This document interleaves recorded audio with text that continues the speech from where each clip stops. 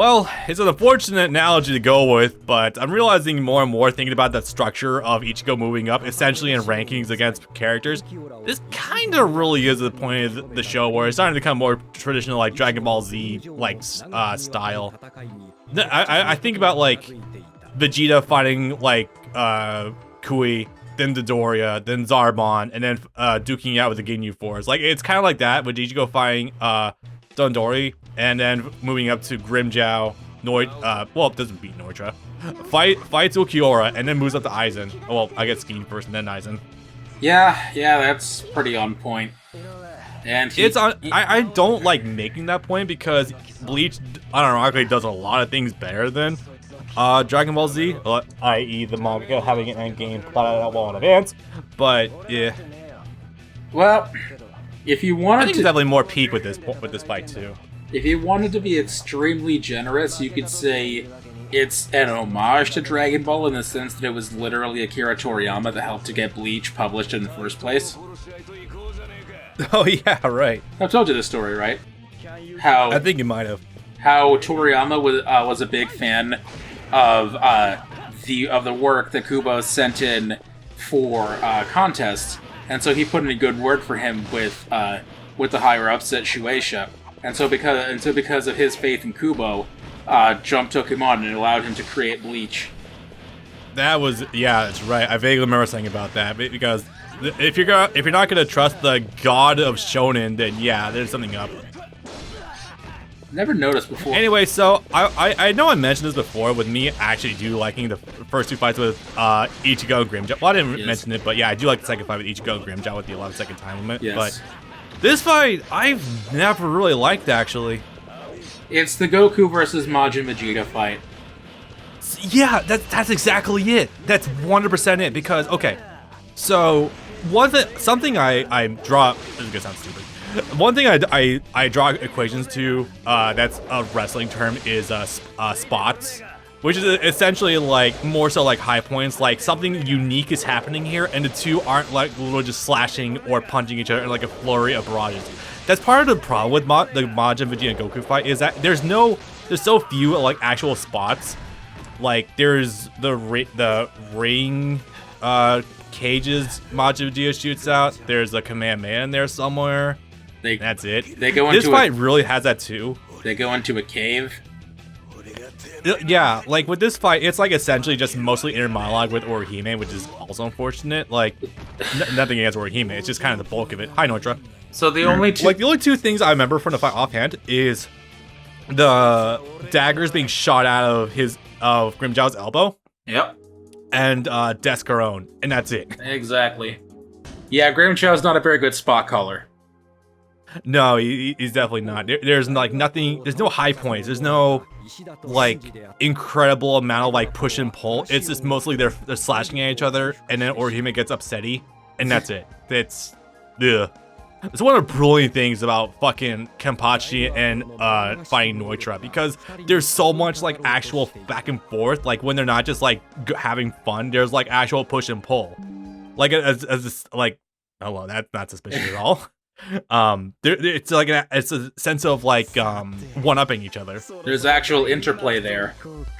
Yeah, the interplay. Yeah, that's a great way of putting it. Grimmjow is pretty quiet throughout most of the fight, actually, and that's it's weird for Grimmjow, because he has like his thing is that he never shuts the fuck up. He has like the one like flashback with like working his way up the ranks and becoming like I guess like the runner of like his own squad, and that's it. Right. And there's not much beyond it, and we already know that like that's weird. We already know that like that's usually like the a death flag. I mean, may as well be a death flag back then. We looked like it's pretty done in by Noitra. You don't show someone's entire backstory without killing them. Exactly.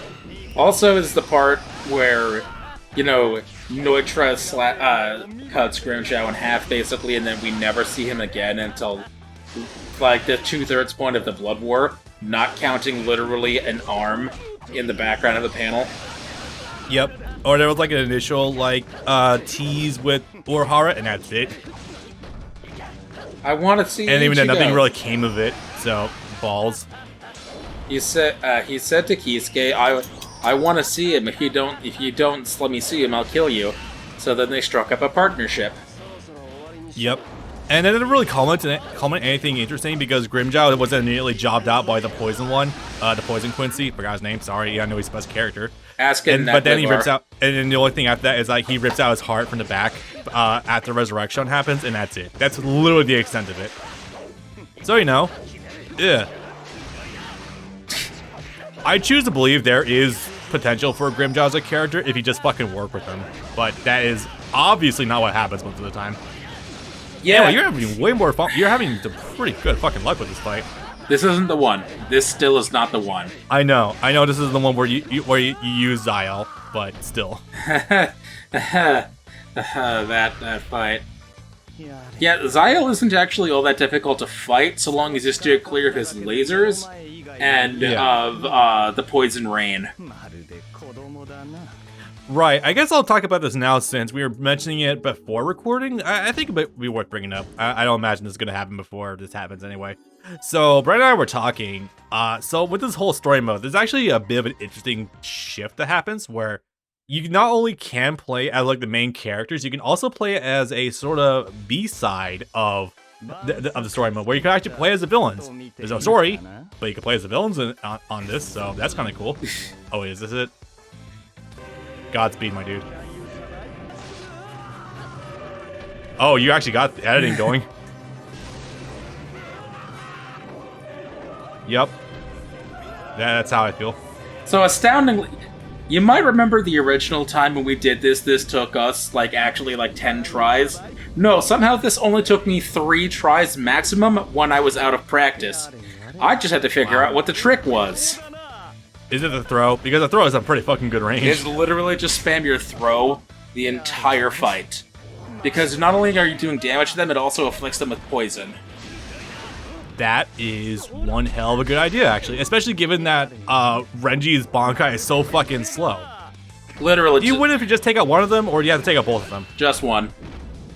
That's actually kind of dope, not gonna lie. Yeah, I thought this was going to be way more difficult than it ended up being. So I had DS Irae Day of Wrath planned in advance.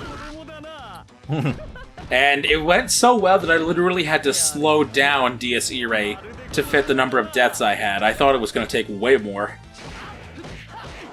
I am glad it did not, because, boy, yeah, no, we had so many deaths on this fight. Oh my god. I think the only other time I've had so many rampant deaths is when I was trying to fight Gohan against Cell in Budokai 1. Sounds about right. This is also one of the only 2 times. Well, I guess you've used it now thanks to Ghost in the Shell, but this was the only time we ever actually used cheat codes in a video game. And remember, we were recording on hardware, so we literally had to close the game, open up the CW Cheat plugin on the PSP, and enable infinite health or whatever just to get through this fight. I don't think we had to shut the whole game down. I think it was just one of those things where you hold select and it brings the cheat menu open. But yeah, it was. Oh yeah, that was how CFW works on it. CFW cheat, you just hold down select. But even still, one of the only 2 times that we had to use cheat codes for a game. I don't even. Yeah, that was rough. I don't remember the last time I had to use cheat codes for a game. I literally only used it for Ghost in the Shell that one time because I was stuck in a hard catch-22, and I was like, you know what? I'm not going to subject you guys to another 20 minutes of this fucking mission, so I'm just going to do this because this is bad game. This is actively bad game design. Yeah, it was that mission with Cosmo from Fairly Odd Parents. I'm honestly surprised. I love how you managed to jump into the chat right when that was happening, by the way, because otherwise no one else was watching besides Alex. So, the fun time. Oh wait, which bit is this going to be? I think this is probably just going to be Ichigo trying to run away from Noitra, probably. That's the one. There it is. Grimmjow not looking very well there. Oh, damn it, they actually do cut back to seeing his face. I thought it would have been way funnier if he was so undignified you only saw his leg. That would have been great. You know, I just realized, too, we didn't actually get to see, yeah, you keep doing this. You're basically invincible. We don't get to see Grimmjow's resurrection on this game. Yo, yeah. Because it wasn't in the cutscene, and when you down him so fast. Oh my god, you're right. Oh, and fuck, I forgot about elf ears. Yeah. Don't worry. We'll see that when we redo Heat the Soul 5. Oh yeah, you're right. Yep. More prolific there. Do not worry. Also, this is kind of fucking... Yeah, so I don't know how many invincibility frames Ichigo has when doing that, but here's how you do it. Up X, press circle, and you'll keep doing the warps. They turned... Then he'll, like, fly down to the ground. They turned his trick against Byakuya into an actual move you can do. I know, it's great. It's even better, too, because if you press back circle of it, you can do a command grab. And you can also mix that between that and a strike. So you have a free 50-50 out of it. It's amazing. If you forward circle, up circle, or down circle again, you immediately teleport into a slash or into a Getsuga. Hey, wanna know how to make it even more fun? You can R cancel out of the teleport when you're on top of the opponent, so you can just immediately get in their face and force a 50-50 that way. It's great. Fantastic. Roman cancels, I want you to understand, Roman cancels in their rawest form in Guilty Gear offer literally like just dozens of options that you can just fuck around with. It's so cool. And that's a persistent mechanic the entire series has? I think it's introduced in either 5 or 6 because I know for a fact it wasn't in the series sooner. Guilty Gear, I think. I actually have not played the original Guilty Gear, but I know it was definitely introduced at least with X. And hello, my top waifu in this series. I'm not sorry about this. I acknowledge she's not that deep of a character. Camera once again. Camera having a field day once again. Come on, guys. Clipping into the floor. Top mommy is right there. I think that makes it better, actually. Yeah, no, Nell's great when she can maintain her form. What I think is interesting is that Nell's flashback to how everything went down with Noitra is one of the only times the anime actually uses the track Invasion from Bleach, from Bleach: The Diamond Dust Rebellion, and that's kind of a big deal actually, because Invasion became after number 1 and Asterisk by Orange Range, the very first opening, sort of became the de facto theme of Bleach. Yeah, it was like, there was a few tracks in Bleach that have all just become synonymous with like whatever you think about Bleach music. I think I know which one you're talking about. Is it the song that's basically playing when Aizen's being sealed away by Urahara? No, I think no. In that instance, there might have been Treachery. No, in that instance, I'm pretty sure they're using one of the tracks from Hellverse, because Hellverse came out like 2 months prior. Maybe. I'll have to go double check, but I definitely feel like I know which song you're talking about with Invasion. Oh yeah, also another non-finish because, yeah, not only is Noitra very durable in terms of his armor, it's also very durable in terms of his plot armor. Also, still not sure how I feel about this form of Nell. You like Centaurea? Look, yeah, I do like Syria, but for different reasons. What the fuck is the camera doing? Oh, I forgot he has the tattoo on his tongue. Yep.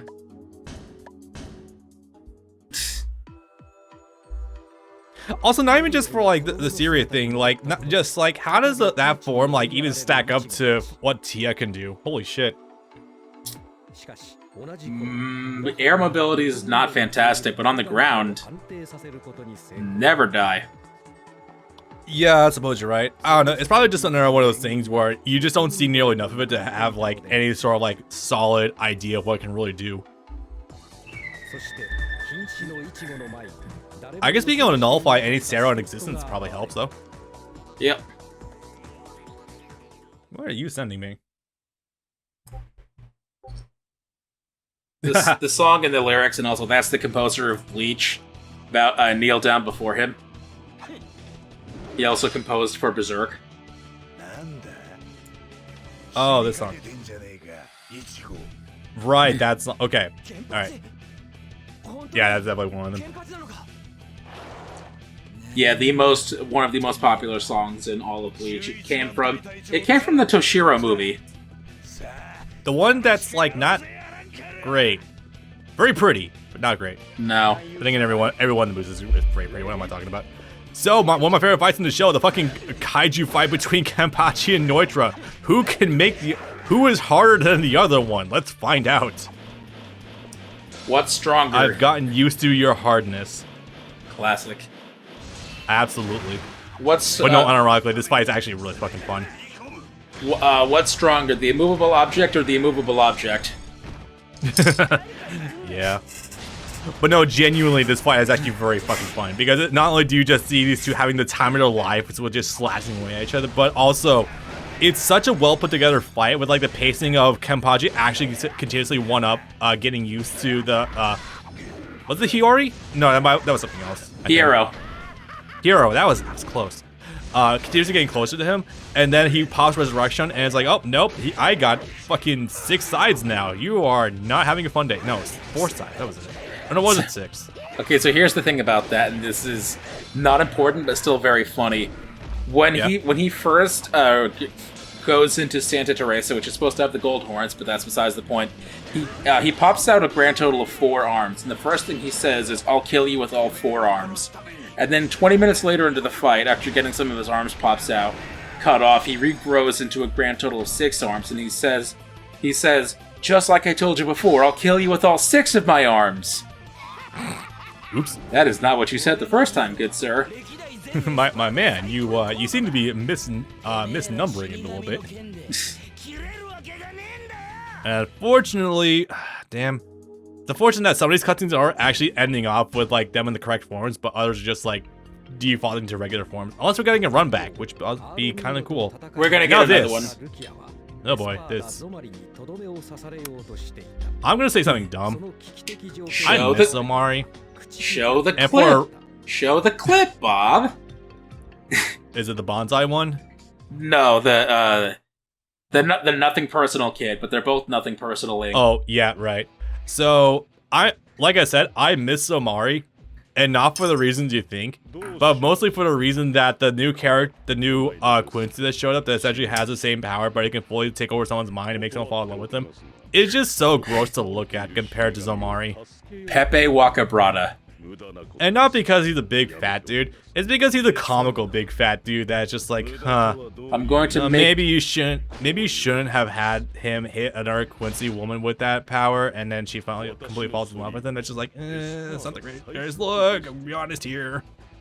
No, and you know, the thing is, until he transforms, you can actually say that Zomari is kinda neat, and you're definitely gonna have to throw this in, but his Brave Soul Seconda Etape is actually genuinely cool looking. It almost redeems the pumpkin tomato. I have it. It was actually one of the earlier things I unlocked. I'm just like, why'd I get this so fast? And unironically, like the more you look at it, I was like, yeah, it actually is kind of cool. When like he's not in the fucking jumpsuit attached to the pumpkin, it does look kind of neat. Because he's literally like, he's just a ripped dude with like an Ashura look about him. He's just doing a Buddha. Because he's still in the meditation pose, but he just has the forearms out in different directions, and yeah, you just take the suit off him. It really sort of. I still don't know how you go from like the fastest teleportation among the Espada and just translate that to pumpkin that can possess other objects. That doesn't seem like it translates well. I think the idea is supposed to be something akin to I'm faster than you, but not only am I faster than you, I can make you slower in the process. I mean, I suppose so. Was that your ultimate, or was that a regular move? Actual ultimate. Characters get, depending on the character, they'll have 2 ultimates perform, or 1. That's, this is one of his... Oh, hi, he actually did it. Yep, because this is only a single fight. Yeah. This form still looks fucking hideous, though. It's bad, yeah. Gokei is one of his Bankai moves, but because it already has 2 different Bankai moves, they just make it part of his Shikai move list, which I think is funnier. Yeah. It's like, fuck me running. How many ultimates could you possibly get to Byakuya? He just got so many. A total of 4 between both forms. Yeah, I was just thinking about a number, because there's a regular release he did against Renji. There was like the second form he reached, the Shukei Hakuteiken. I love how I remember the name offhand. And now this, just like the spear he forms around Zomari. There's like, you don't need any more supers, my dude. So he has regular Bankai attack, he has Senkei where he summons the Wall of Swords, Shukei Hakuteiken, which is the Sephiroth thing, and Gokei, which is the Imprisoning Spear. So yeah, he has a total of 4 of them. Yeah, it's just like, damn, dude. I don't think you need any more moves. Despite the fact that we get already ultra creative with his eyes, Bankai as it is. His neck eyes are clipping into his suit. They are. And I'm already very disturbed by the look of this already in perpetual 3D. Nothing personal, kid. If you... Nothing personal, kid. Ichigo between all 4 of his playable forms has 8 ultimates. Good lord. Getsuga Ten... Yeah, you're right. Getsuga Tensho counter, Getsuga Tensho counter, swarm of Getsuga Tenshus, and super big Getsuga Tensho, the Sero, and I think a Getsuga Tensho in his Vasto Lorde Sero, and I think Vasto Lorde Getsuga Tensho. Also Banzai. Also big ass moaner for Aizen. Not that I blame you at all. Kyle Heber does things to me too. Anyway.